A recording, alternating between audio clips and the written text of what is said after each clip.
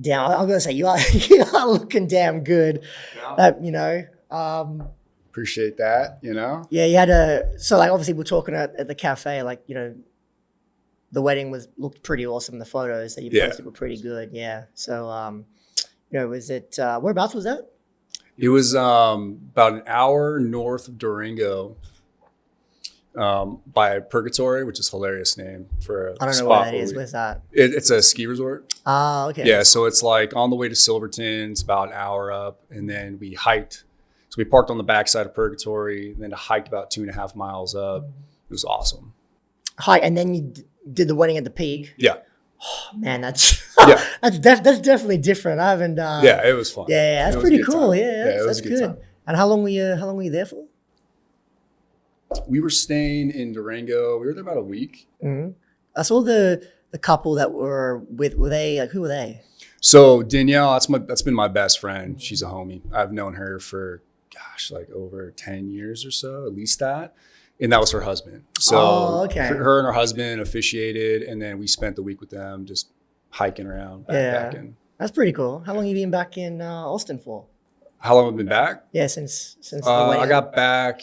It's been about a week. You have a honeymoon, or you're waiting for that? I mean, that kind of week was like a mini honeymoon. Yeah. We're going to take off next year for about 2 weeks, hit up Europe.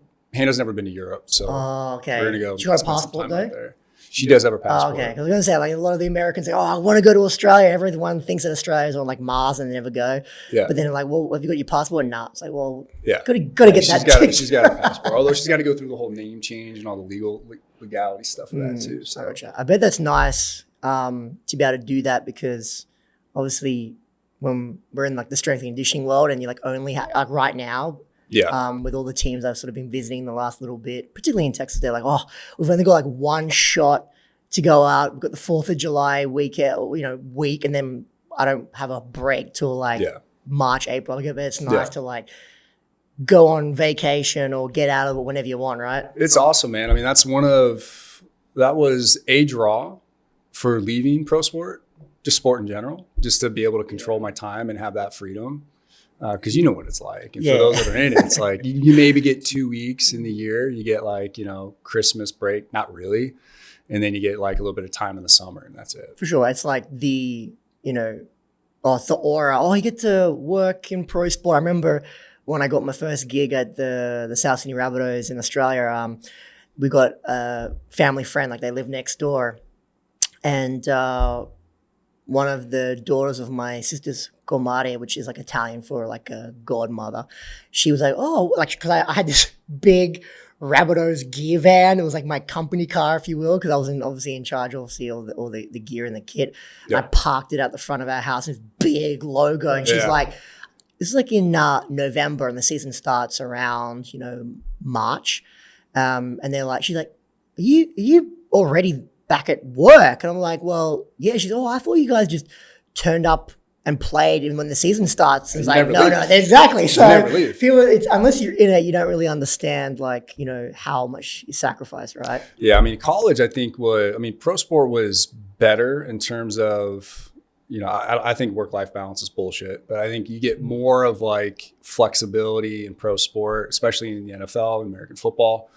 Off season feels a lot different than obviously it does in season, but in college, man, it's year round. So it's like, football was my main sport. That was pretty much year round. And then I had baseball, softball, women's volleyball.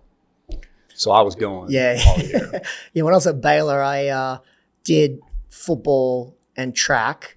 But then in the winter periods where football was a bit sort of quieter, I helped out with a little bit of softball for a period of time, a little bit of women's tennis, and then equestrian. I learned a lot of doing that. That was only for about maybe 4 or 6 weeks, but that was an interesting thing. But it definitely takes you back, right? But obviously, like we've known each other, I think it's like 2016, 2017, and so you've done quite a bit since you sort of left the pro sport realm. So, so how to I think we may have talked about it, but like not in much of a depth. But like, how did you find your way from traditional strength and conditioning into like, the esports, and then now to what you're doing now? How did that sort of come about? Yeah, I think, the way I describe it is I've always said that my passion's performance and it's my curiosity that navigates me through the world.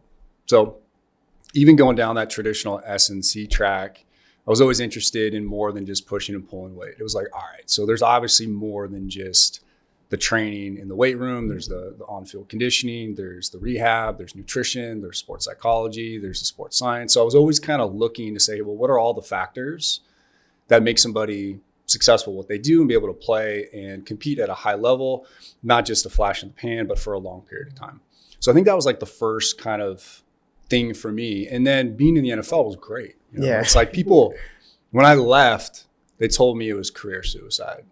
They're like, when you work for a 3-letter organization in sport, whether it's NFL, MLS, NBA, they're like, why would you leave? And I think for me, it was, I just knew it just wasn't the end all be all for me. Like I looked at some of the older coaches and was like, okay, some of the relationships weren't great. Just we talked about earlier, it's like the time that you put in, I missed weddings, birthdays, holidays, quality time with my family. I knew I wanted to have a relationship, but I was on the road for, like 8 weeks out of the year, which doesn't seem like a lot, but in season, for sure, it's very intense.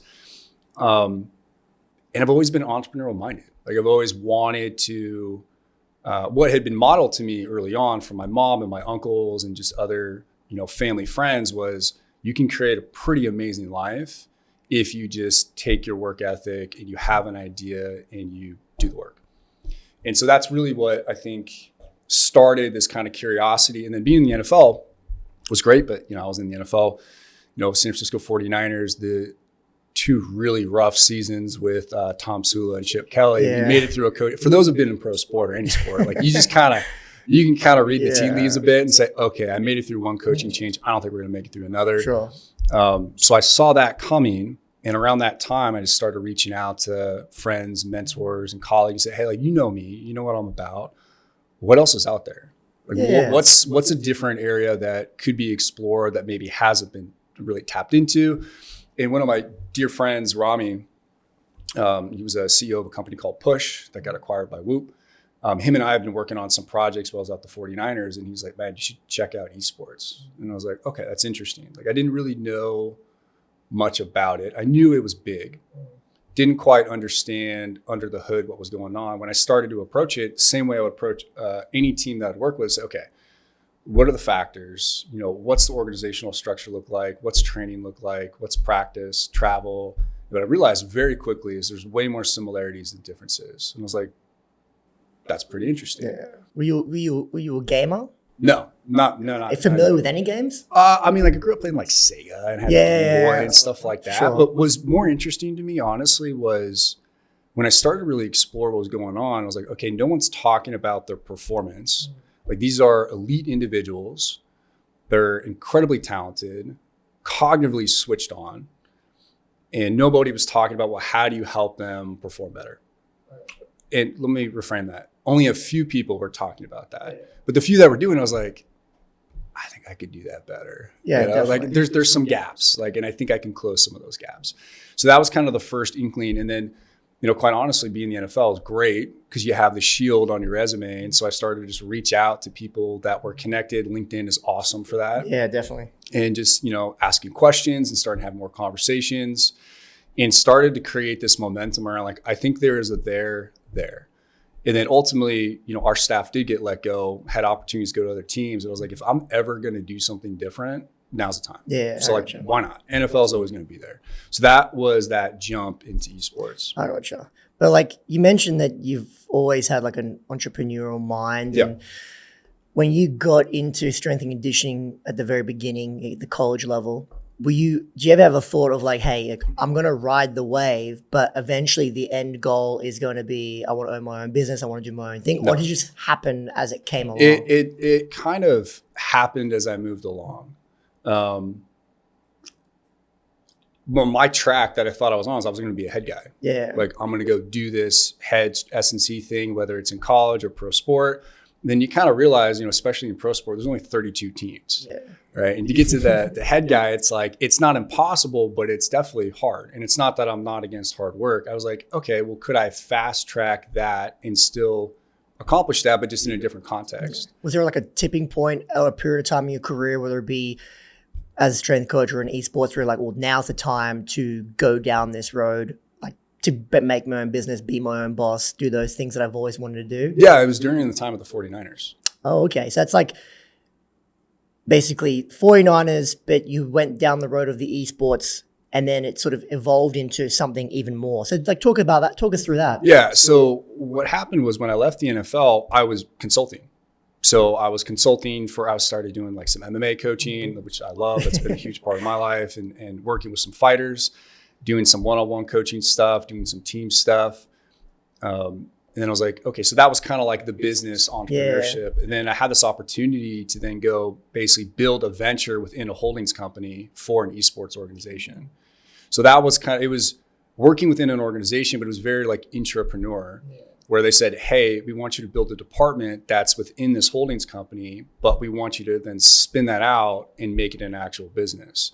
So that was kind of like the best of both worlds, where this holdings company was very unique at the time. We owned 5 professional esport organizations, 14 professional teams, and a developmental academy. And so developmental academy was interesting because it's kind of like MLS, where it's a feeder system where we would take these individuals, basically turn them pro, sell their contracts. So that was lucrative business that we were doing. And then the venture for itself for my department was, okay, let's take all the best lessons that we've learned across business, sports, military for esports, but then spin that out for other esport organizations. So that was kind of playing with both of those at the same, which I love. Yeah, it was for so sure. fun. And what like some of the lessons or the skills that you had to sort of learn along the way as you were essentially like reinventing? Well, I wouldn't say reinventing, but it's almost like, you know, it's definitely reinventing. Well, yeah, there you go. Yeah, like I think going from a hard on like S&C. Yeah. You know, actually, here's a couple of things. So what did you take from the S&C realm from a skill standpoint and bring from like to esports? But then what did you have to do to go, okay, I'm in a completely different realm. How do I change? Because like, you know, strength and conditioning, you know, it gets a bad rap. It's a bit of a rah-rah here. And you have that sort of, you know, it's like, oh, you have to have the juice to be in it. Got to be, you know, lift. It's like basically saying, you know, you don't want a 400-pound, you know, sports dietitian telling you how to eat because it's like, you got to look the part, right? Yeah. But then you go to esports and you are like fish out of water. Oh, yeah. So like, yeah. So like 100%. How you... Which I love. Yeah. Yeah. So I think to preface that, I was very fortunate to work under Marco Uyama at the 49ers. And I say that because, one, he was incredibly hard to work for. And I'd say this to his face. Like, I love the guy. And he was very challenging. But it's because he held such a high standard. Yeah. And he thought so differently about the game, the approach, how to run that department, how to interact with the players. And I was very fortunate. But what got me to the NFL, working with Uwe, was when I was at San Jose State. And he would swing by because he lived in San Jose. And he started to mentor me. And so I started to just learn, like, okay, this guy's thinking different. So that was already this shift around, okay, this isn't just about sport. This isn't just about S&C. He would tell me all the time, that he'd point to the weight room, point to the field. He goes, this isn't the real game we're playing. And he would point to the GM's office or point to the head coach office, say, that's the game you need to understand. Because that's where the business actually is. This stuff is easy. That stuff, that's the real game you need to understand. So he was already shifting my mindset and how to think like, okay, well, what are we really trying to accomplish here? What are we optimizing for?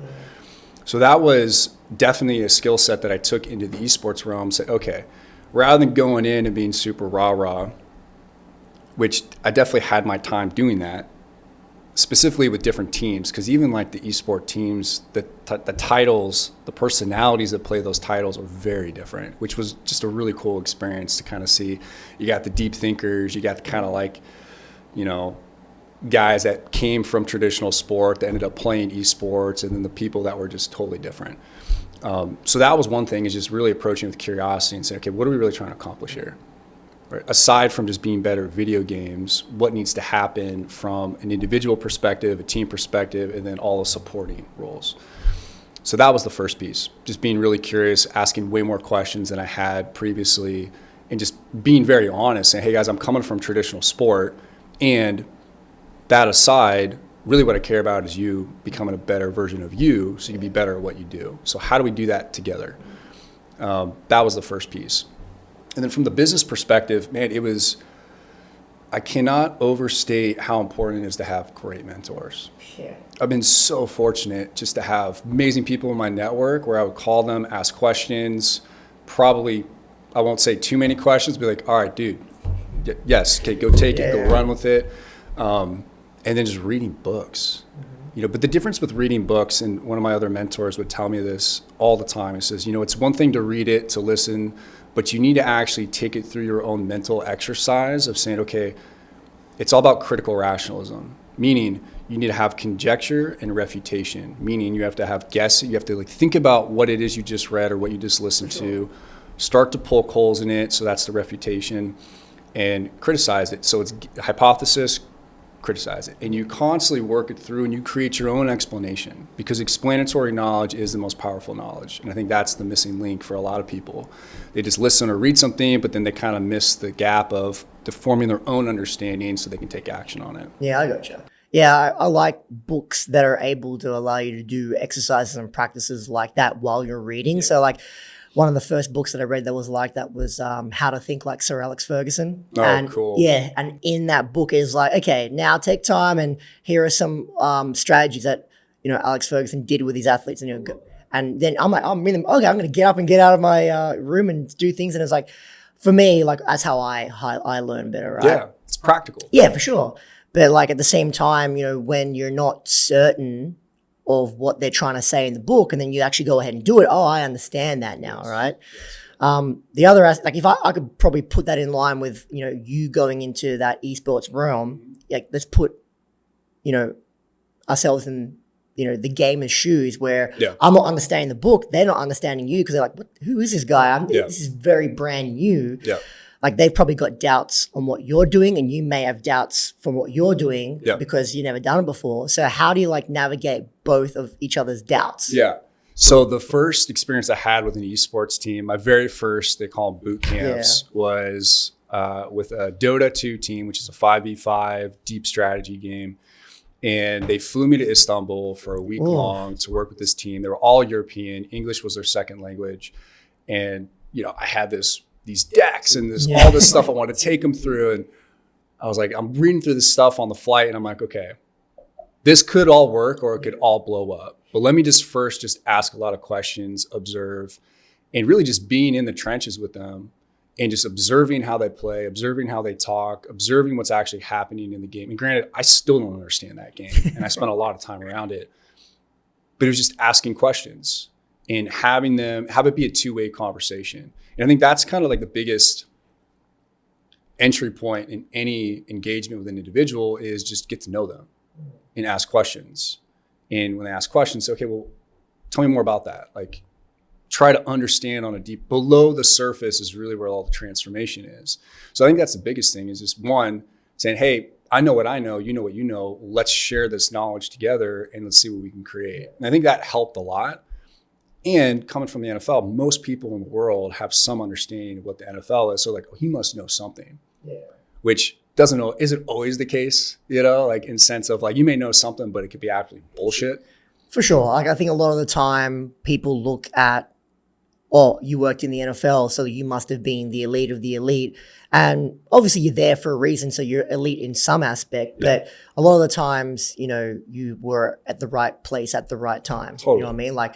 For me, when I got into the industry, I worked my ass off. But had I taken one step, to the left or one step to the right, I may not have been able to get that gig at the Rabbitohs, which would have put my trajectory in a completely different direction.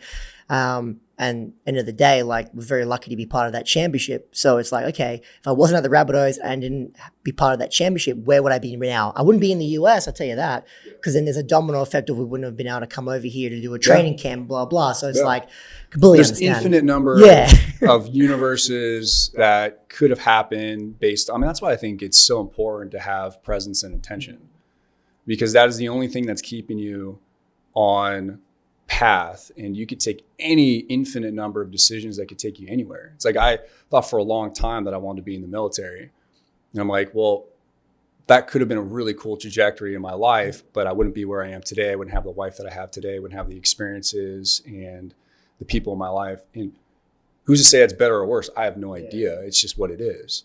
And so I think that's a really cool perspective to just keep, is like, the path you're on is the path you're on right now, and you can change it at any time too, which I think is pretty liberating when you think, if you don't like the position you're in, fucking change it. Yeah, exactly right. Like, but there's a lot of pressure when it comes down to certain decisions that you make, like the pressure of you leaving the NFL and everyone telling you that you're an idiot for doing that because you're going to ruin your career. Yeah, but what's pressure though? Well, that's Where does sort it of even come where I from? wanted to get you down, because there's different types of pressure, right? Sure. And you've spoken, and we do it a lot, like performing under pressure, whatever that pressure looks like. Yeah. So let's go through you first. Yeah. Like, how did you deal with the pressure of going into the unknown of you've been at arguably what most Americans would think is you're at the pinnacle in the NFL, and you're leaving that to go to an unknown in esports? Talk us through that first. Yeah. Well, I think for me, I had already set a frame on leaning into uncertainty pretty early. Like when I was 20, I left the country and I lived in Thailand and I fought professional kickboxing. And that was a lot of unknowns. Like I literally finished up a semester at community college. I woke up one day, I was like, my life is not going back to like choosing your path. I was like, where I'm at right now is not good. Most of my friends were not in a good spot, and I was kind of following suit. It's like, if I'm going to change anything, it's got to be right now. Sold everything I had, finished up my semester at community college, left the country. No plans on coming back. A lot of uncertainty. Didn't even know where I was going to train. Just literally showed up in Chiang Mai, Thailand, had a little old school booklet of like, the list of restaurants and gyms and stuff. And I was like, I'll just start with this one. And fortunately, it was a great fit for me. I ended up training there. So I already kind of had this different perspective around just do the thing and you're going to figure it out. So it was building this confidence and conviction in myself that no matter what happens, I will figure it out. That's kind of always been my MO. Like, when I came back to the States and went to uni and started going down the path of S&C, it's like, I'm just going to figure it out as I go. I have some sense of direction and I trust myself to figure it out. So going into esports and leaving the NFL, did I feel pressure? I mean, I think pressure is all man-made. It's all internal. It's like pressure from who? It's not this external pressure. That's all just perceived. So it's your interpretation of what pressure is. It's the internal pressure, which I think for myself, I just had a really high standard. So the pressure I had for myself was, well, I have really high standards of who I want to be and what I want to accomplish. I think that's the only pressure that I felt is whatever I do next, I want it to be even better than what I left. And then the next thing I do is going to be even better than what I did before that. So that's just raising the bar for myself and saying that's the only pressure that I feel. And I can't lose. For sure, yeah. Well, I was going to go down a different road, but I want to backtrack to the Thailand and, good times. Yeah, the fighting that you did out there, because that's actually quite interesting. But like, were you always that type of person that just could block out the noise and, basically go, what pressure? Or did you learn that while you're in Thailand? Because obviously fighting has a certain set of like principles and discipline and the ability to knock that out. So like, where did you get that from? Because that's a very unique skill that not even the elite, a lot of the elite athletes have. Because hence you've got like the chokers out there and whatnot, are the ones that are like with the game on the line, they just can't pull through for whatever. That's like pressure. And everyone has this whole quote like, pressure is a privilege. I think I said a few episodes ago that Alex Volkanovsky also said like, adversity is a privilege. So everyone's got these real cool buzzword quotes and you're like, what the hell is that even? What is that? So where did that come from? It's definitely learned, right? I wasn't born with that. I think, and if I'm being really honest about it, I think it's really solidified for me in the last 10 years. So even after the whole Thailand experience, like working with specific mentors around psychological preparation and really understanding and defining terms and developing my own explanatory knowledge has helped me reframe a lot of that. But for the fighting stuff, I'll never forget, man, walking into the gym. I'd been training there for about a month, maybe 2 months. And I walk in, my trainers point to this board where they have all the fighters' names. They're like, you're fighting 8 weeks. And I was like, shit, this just got really real. From a physical standpoint, I was the fittest I'd ever been. I left the US, I was weighing maybe like 215. By that time I was down to like, 190. I just lost so much weight and I was just lean and mean. I was like okay, physically I feel great. Technically in 8 weeks, I could probably improve a little bit. The only thing that's going to separate me from the guy in the ring that's trying to kick my ass is my mindset. So I went super deep into sports psychology. For those 8 weeks, that is all I thought about, all I read, all I was really thinking through was how do I separate myself and elevate and kind of push up my ceiling of what I think is possible? Or said another way is how can I raise my floor so that I can default back to the patterns and the thought processes that I created for myself, so that regardless of what happens in that ring, in my mind, I'm going to win no matter what. I lost that first fight on points, but I won in terms of my preparation, what I learned from that, how I executed. So much of that was visualization, walking myself through. I mean, it was like deja vu for that first fight, which was the most unreal experience I ever had. Literally just like walking in, from what I heard from the crowd, from what I saw from the people, even from the water that I tasted from the shitty electrolyte they put in the water before, all the Tiger Balm that they freaking, rub on you to kind of warm you up. That was my first kind of entry point into, well, my mind is in my control. No one else's. And then that's just developed over the years of working with different mentors and really studying it and saying, okay, well, how can I apply that for myself first and foremost? And then how do I transfer that to the people that I'm working with? Definitely, yeah. And you hit a good point, though, about like your physical preparation, because in the world of performance, like that's very objective. You can see it. Yeah. A lot of people have said to me like, oh, I don't want to work in the pros. I like to work in college because I get to see my my athletes develop, right? Because it is like you get an athlete which is raw, probably had zero training age in the weight room, and then they can go do any sort of crap and be better by the time they become into their mid-20s. But the thing that people are starting to do now is what you touched upon, is all like the mindset stuff and the motivation. And as you know, you worked in football, like mental toughness is a massive thing. It's massive in rugby league as well. We don't do these army camps and, borderline, destroy these athletes for no reason, right? But you also talk about, and you just mentioned it there, like the mindset, but also your specific term that you've used in sort of a lot of your blogs, like the mental mastery. Yeah. So like talk to me through about what you perceive to be the difference between like mental toughness versus the mental mastery, because they're probably perceived to be the same thing, but the people that utilize them most likely don't know what they're actually trying to get out of it in the right way. So like talk us through that, because that's obviously a big thing in sport right now. For sure. I mean, I think what's first we have to understand is like the map is not the territory, meaning like the words that we use or the definitions. Well, the words that we use may mean something very different. So your definition of mental toughness may be different than mine. So if we just kind of say, okay, well, what is mental toughness? Really what it is, it's an umbrella term for a specific set of skills that then prop this thing up. So it's probably, psychological flexibility. It's resiliency. It's state regulation. It's all these different things that, if they do these things, that person is mentally tough. And I think if you just kind of take a step back and appreciate that, really what we're talking about is just developing different skill sets that would make you somebody who shows up as mentally tough. So that's kind of the big first thing I'd say is, well, what are we actually talking about here? And then what are the skill sets within that you are strong in or need some work in? And that kind of leads into mastery. Like mastery, I don't think is ever accomplished. It's just something we strive for. And again, it's the standards that you set for yourself. And I like to think of it as, this fitness function. It's okay, well, what are we trying to optimize? What are the characteristics or qualities or traits we're trying to enhance? And then what are the standards we're going to measure ourselves by? And if you think about that as the framework and then say, okay, well, what are we trying to optimize? We'll call it mental toughness. Well, within that, what are the skill sets that make that up?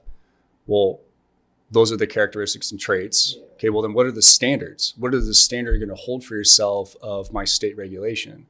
And then understanding like what is state regulation? Like Yerkes Dotson, like if you look at the inverted U, like where do I fall on that curve at any given point? Do I even have the self-awareness or the observational perspective to say, okay, I am far right. I'm high and right. How do I shift left? Or if I'm super far left, how do I shift right and kind of get myself in that sweet spot? So I think it's a lot of self-awareness, a lot of conversations around like, when have you been at your best? When have you been at your worst? Well, when you're at your best, what does it look like, feel like, sound like? What are the environments? What do you do to get into that place? And when you're at your worst, what does that look like, feel like, sound like? What are the environments? And so I think it's really just a conversation of giving yourself the raw materials to say, what am I actually working with here? And say, okay, well, of all those things, what's the one thing that if I were to focus on for right now for a period of time to elevate that standard and elevate that floor, that would give me the biggest lift across the board and maybe push me towards going back to like mental toughness. Definitely, for sure. So like if you were back in the collegiate or NFL realm, even the esports realm right now, like how would you go about? Because obviously it's not a sexy sort of thing to bring to any coach or GM and say, hey, I've got this, mental mastery or all these, neural conditioning, using your terms that you've had. Like, I think we can elevate the team. A lot of these guys were like, what the hell are you talking about? Like, how would you go about, because obviously it's very important. And the reason why I say that is because teams are trying to do it. Yeah. And if they didn't think it was important, they wouldn't be doing it. Yeah. But they're just doing it to tick a box, right? Yeah. So how do we turn it from ticking a box to actually making it effective? That's a great question. I think first is coming back to an understanding, like, what are we actually talking about here? Like, what's the team trying to optimize? And then saying, okay, well, is critical decision-making important? I'm pretty sure everybody would say yes. Okay, great. Well, what makes up critical decision-making? What are the factors that pull away from critical decision-making? Well, it could be dysregulated or feeling pressure. Okay, great. So if you could create a program and a training to help somebody think critically under stress, pressure, albeit perceived or external factors, would that be beneficial? I think they'd say yes. Great. How are you currently doing that? Oh, well, we may do X, Y, Z. Well, how's that working out for you? Okay, how does that show up on a day-to-day? What's the biggest challenge with your team? Because some teams, I think everybody, physical preparation is important. The psychological preparation, what I lean in towards more now is I think that's incredibly important because it drives everything. It drives our thoughts, beliefs, behaviors, how we execute on a day-to-day. The definition of performance is the execution of a task or a function. Then the question becomes of what? So if we're thinking about that in the context of team sports, saying, okay, well, what do you want them to perform better at? Take the physical, technical, tactical skill aside. Can they do those things if they're not in a physical state that allows them to do it? The answer is probably no. So then how do we optimize that? And is that important? What would be the ROI if your team had more of a baseline equanimity, cool, calm, collected under any situation? Would that be beneficial? I would say the individuals I work with now are all in business world, right? I call them my business athletes. And for all of them, they get that. They're like, yeah, I want to be in a high stakes meeting and be cool, calm, collected and be able to think critically and creatively, because the killer of creativity is stress and pressure. Now, granted, constraints can be really important. Constraints can kind of help amplify that and force you to think differently and outside the box.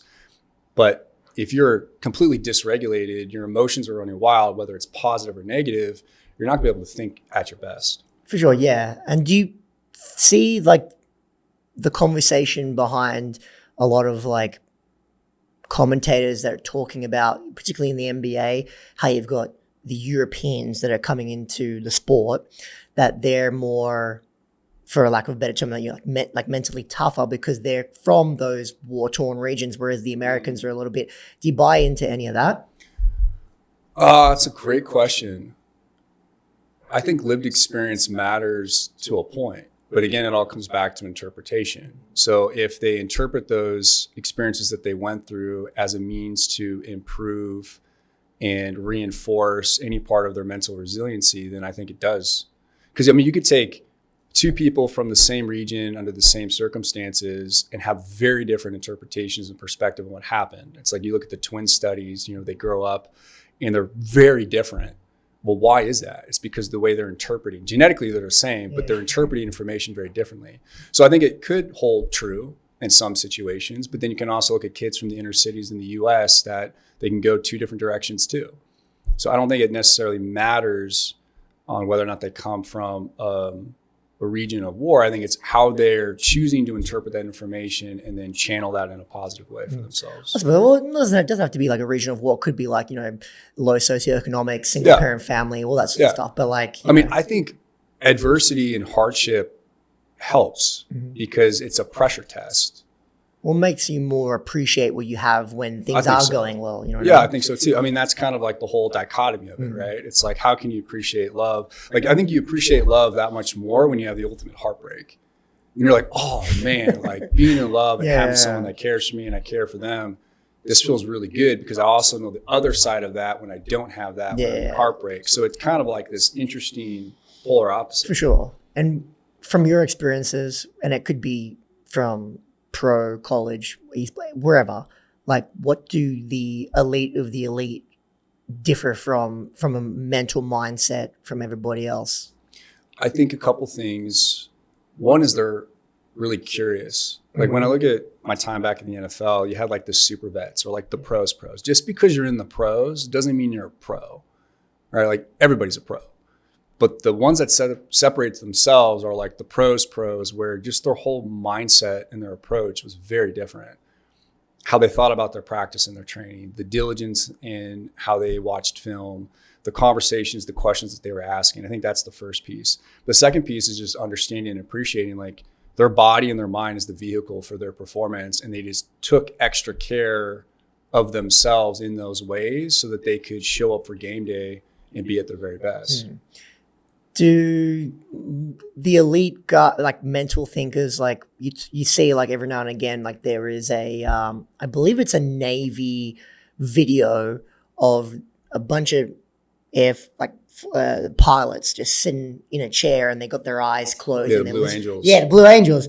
And it's all that visualization, Yeah. right? Do you see a lot of that at the highest level? Like, is that a integral piece? Like, whether it be that visualization, the inner voice, having conversation with them, like, you know, all the tennis players are out there. They're all talking. Like, is that a big part of it too? I think so. I mean, granted, I haven't been in pro sport in like 10 years, But right? even you working with elite performers, whether it's Totally. sport or not, like Totally. musicians, Wall Street bankers, Yeah. CEOs So and stuff. my point being is like, you know, when I left sport, what I noted, what I loved is like game day, being in the locker room before a game day, because everybody has a different on switch.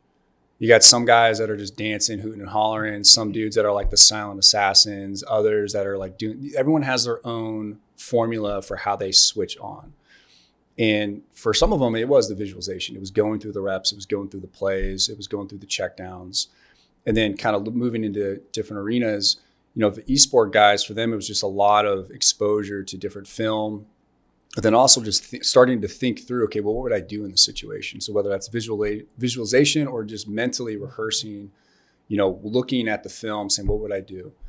For a lot of the people I work with now, like I do encourage them to do visualization. Really, it's like, it's not just your five senses, you know, sight, sound, smell, taste, touch. It's also motion and emotion. And tying those seven together and saying, okay, well, let's think about this high stakes meeting. How do you want to show up to that meeting? Okay, no, rehearse, go through it. What does that look like? What is your opening line? What's the confidence, the tonality in your voice? What are the things you're going to anchor to? Because I think the very best, what they do is they anchor to a purpose. And it's not like a motivational poster or life purpose or a bumper sticker. It's what's my purpose in this moment right now? And it could be to remain cool, calm, collected. It could be to stay curious. It could be to ask a question that shifts the room, right? And I think that in and of itself is just a good rehearsal to go through. So, I mean, you talk about the Blue Angels, man. Like I love watching those videos because it's so vivid for them. Because you see them rocking and talking to each other and going through all the That's motions. true life and death, though. Like we talk about that in sport. This is war. No, it's not. Like these military guys, they're actually going to war. So it means there's a lot more at stake. Yeah. So, okay. So what about yourself? Like we've talked about like the purpose of the athletes. Like what's your purpose? My purpose right now. So I think purpose is I have a different frame on purpose. So when we think about in different layers, right? So we talk about like life purpose. This is something I'm still working and thinking about. For the longest time, everyone was like, hey, you have to have this purpose, right? That drives you forward. It's something external outside of yourself. Like, okay, that may be true. But I actually see that more as like a mission.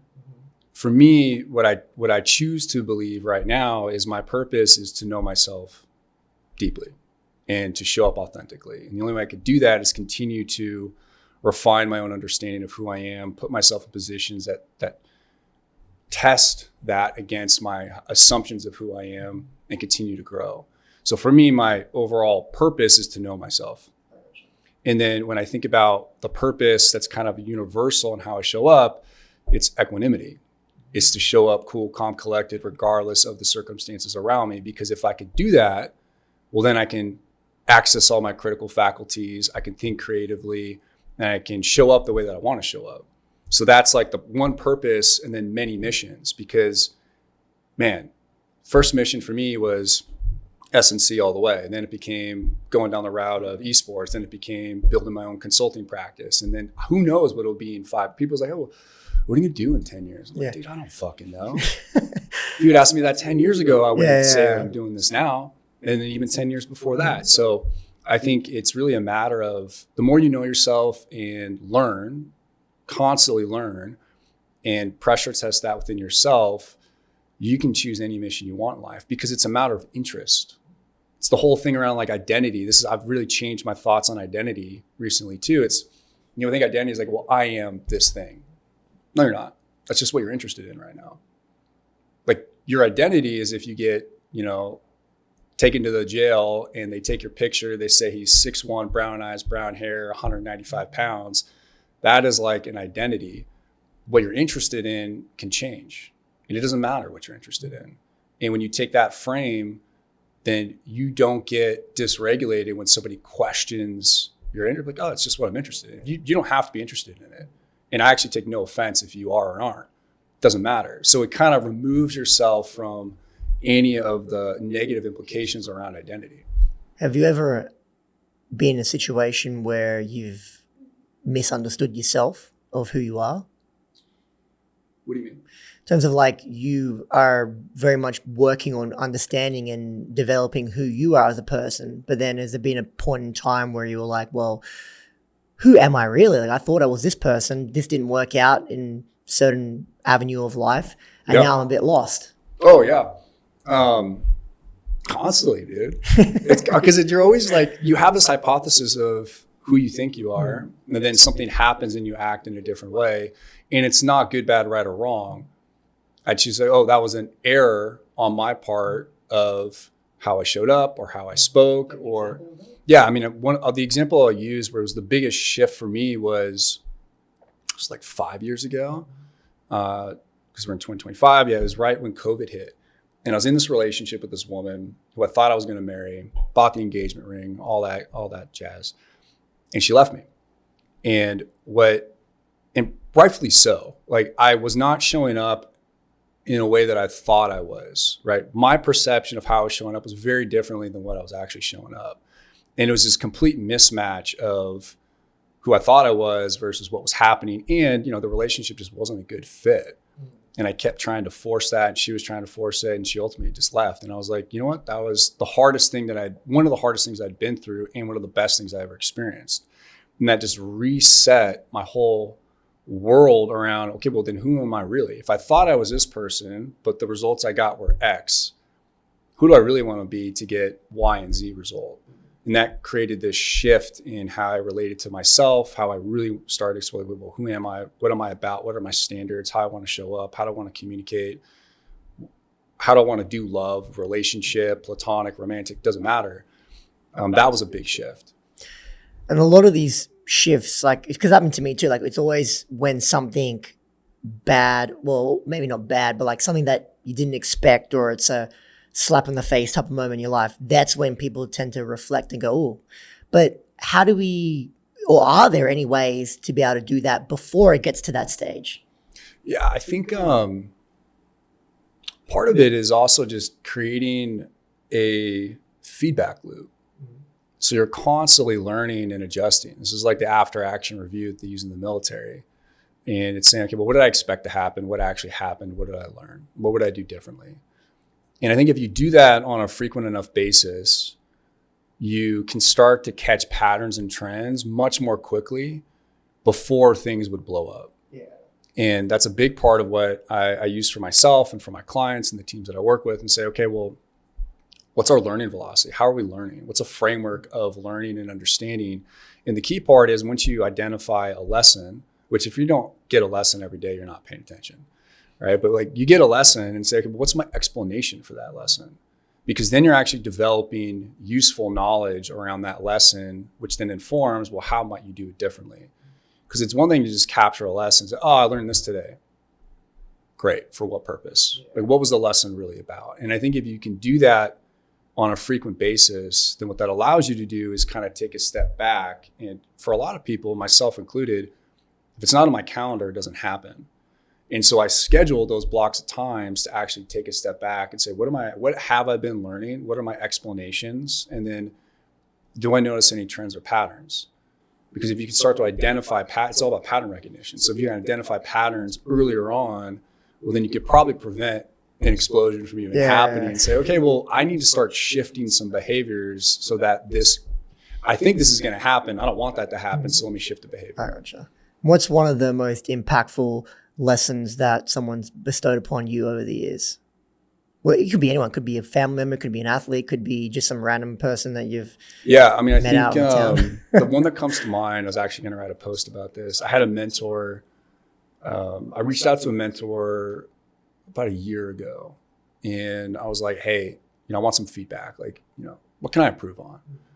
And really what it was about was I just wanted approval. I was just trying to get approval. Like, am I doing the right things? Like kind of juice me up a little bit. But I also love feedback because I always want to learn and grow. And he goes, Taylor, you just need to focus on what interests you. I'm like, yeah. Okay, cool. But like, give me some feedback. Like, what can I actually work on? He goes, I just did. You need to focus on what interests you. And I was like, okay. That first off, I was like pissed. I was like, dude, what does that even fucking mean? I don't really understand that. It's like, it's not the objective feedback that I wanted. But when I really sat with that, I was like, okay, what's that actually about?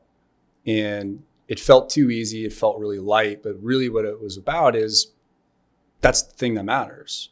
Because regardless of what other people see me or perceive of me, if I'm doing what interests me and I have good intention behind that, I can't lose. And what I was searching for was like we have these infinite possibilities of things that we can do, and people can get stuck in that, myself included. And when you really start to focus in, again, going back to the self-awareness piece, well, what am I most interested in? Let me just go do that and learn about that and pressure test that. You can't go wrong, because then you never know what doors will open up.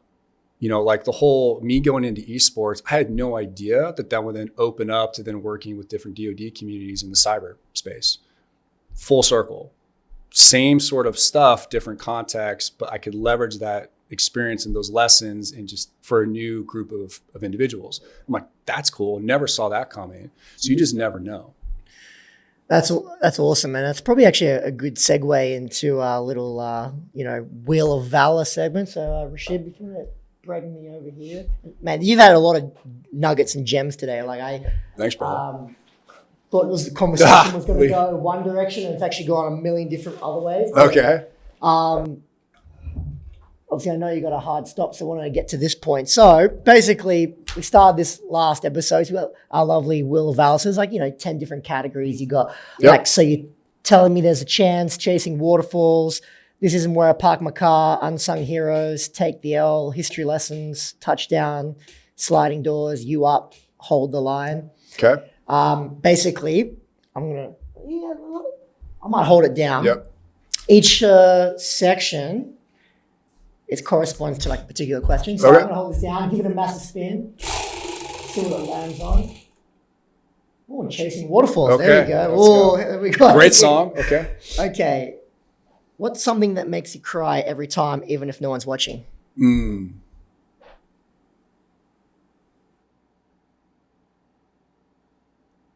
Probably a lot.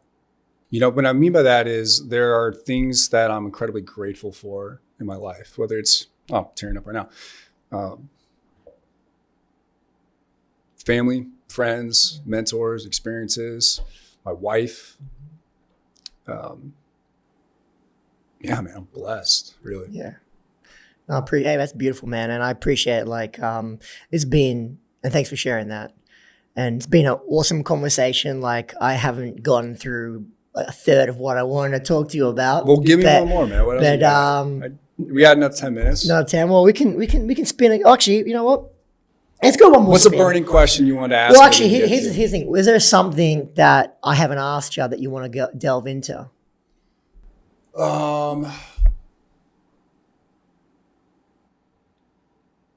touched on I think one of the things that interests me the most right now is the work from David Deutsch and Karl Popper. So David Deutsch, physicist, Karl Popper, philosopher. And we touched on it a little bit around the explanatory knowledge, but I think that is such a fascinating, like epistemology is such an interesting frame on knowledge creation. Like, how do we know what we know?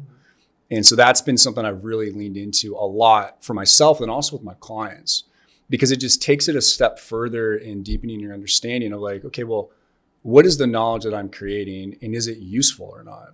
Because that's kind of the whole game of it. It's like you can create knowledge that's just total piss all, but if it's actually useful and you can apply that knowledge and you pressure test it, I think that's really where the magic happens. And so it comes back to the whole self-awareness piece. It's like, is the knowledge that I'm creating actually useful for me now and potentially in the future? And it becomes even more powerful when you think about that in terms of your psychological preparation. It's like, okay, how you choose, there's information, interpretation, self-awareness, epistemology, and culture. These are like the 5 threads of psychology. And when you weave all that together, that kind of gives you the makeup of how you're interacting, behaving in the world. And so when you think about that, of the information that's presented is just information. That's it. Your interpretation is entirely up to you. And the interpretation is, well, what kind of, how are you choosing to perceive things? And then when you think about your self-awareness, can you have the observational perspective to say, well, is what I'm interpreting actually useful? And then the epistemology is, well, what knowledge am I creating from that? Then the culture piece is saying, well, anything and everything around me influences the information that's presented to me. So it kind of completes this loop of, well, be mindful of the environment, the people, the places, the things you're reading. It's actually really, really important. So that's one thing that I nerd out on. I've nerded out on a lot recently. Is there anything that you want to share about your personal business and your Taylor Johnson performance? Yeah, man. I mean, I love what I'm doing right now. So the whole business athlete frame that I've taken with my clients is, most of my clients are former athletes, in any capacity, that have gotten into the business world or sales, specifically sales. And sales is a performance sport. And it's so fun working with these individuals because they're highly driven, highly competitive. They understand the fundamentals around what training really is. And it's working with them to say, okay, well, what does your process and development track look like? I'm not teaching them sales. Like, that's the skill set, technically, tactically, that they know. It's really about, well, how do we take that and then amplify that? And then working backwards from their game days and say, okay, well, what does your annual schedule look like? How do we start to break that into different cycles? Like, if you were to have an in-season when things are really ripping, what does that look like? What is an off-season or down months? Like, I have a client right now. He's like, man, historically, July is just a slow month. I'm like, awesome. What do we want to do with that month? How do we start thinking intentionally about the time and energy and resources you're spending that can actually set up the busier months? He was like, dude, I never thought about it. I'm like, yeah, man, why not? And so a lot of it is taking from different industries and different contexts and then funneling all that information into the individuals that I work with and just helping them think differently around their performance and their process and development. And it's super fun. Like, I learned a ton from them too. So where can people go to reach out to you and, inquire about what your work you're doing with your business, and even if they want to work with you? Yeah, so Taylor Johnson Performance is the website, but most of my stuff is all on LinkedIn. So if you just type in Taylor Johnson or Taylor Johnson Performance, you'll find my page. It's where I do all my posts, and all the stuff is on there. Awesome. Well, man, like, it's been awesome. Like, we have to get you back at some point. But yeah, brother. Thanks for coming through. Appreciate you. Yep. Cheers. Cheers.